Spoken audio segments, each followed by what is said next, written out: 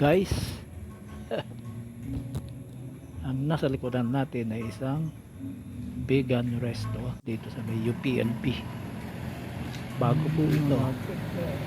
O ako lang yung naninibago dahil matagal tayo hindi nakakapunta dito. So ito yung bukana, meron sila ditong al fresco kung gusto ay sa labas. Yan ang itong papasok. Ito naman ang kanilang mga menu.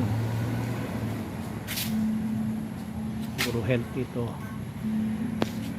At kung ikaw naman ay estudyante, merong discount dito sa Bradya Vegetarian and Vegan Cuisine.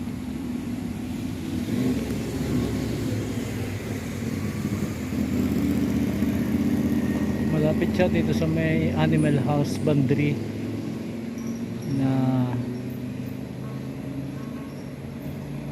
boundary marker ba to o ano?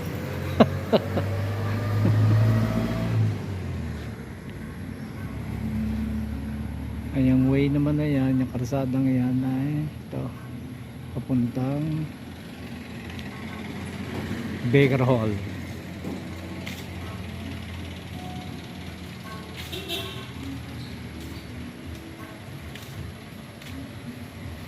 Siguro meron ditong nakakanta paggabi. May stage eh.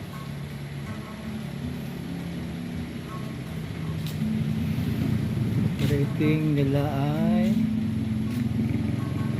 Monday to Saturday 11 AM to 2:30 PM, 4:30 PM to 7. Yan.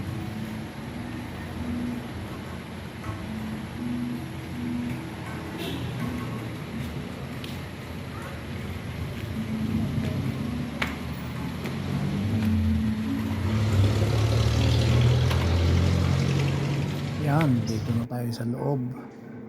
So bawat table dito ay may mga ganitong list of menu. Maraming table sa loob.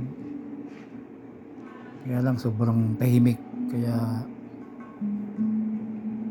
ganito na lang ang ginawa ko. Nakakahiya doon sa mga nag-aaral. Kasi merong dalawang estudyante doon nag-aaral sa loob.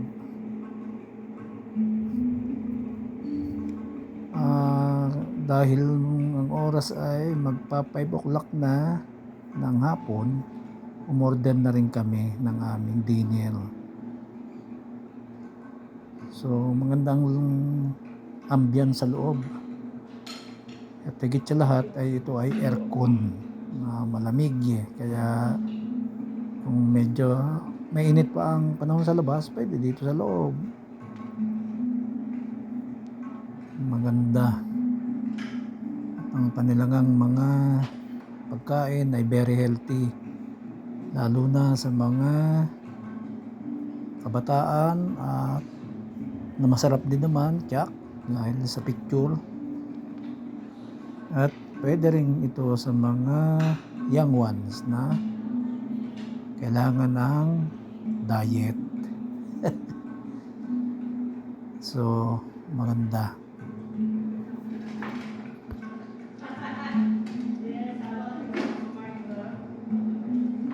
Discount pagka estudyante.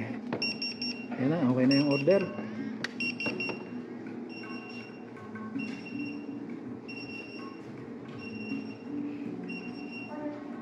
Kinukuha na ang order.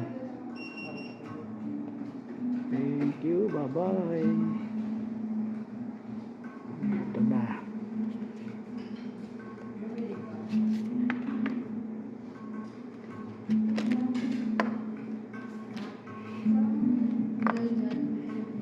Ay puro vegan food. Yung pareho na sausawan. Soup pala rin. Akala ko'y sausawan. Ito ang teriyaki.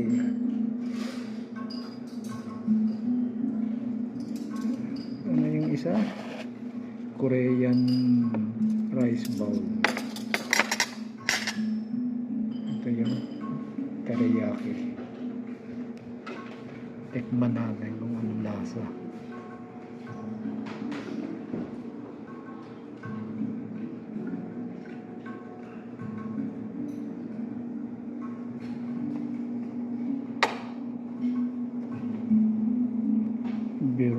Vegetarian vegan cuisine.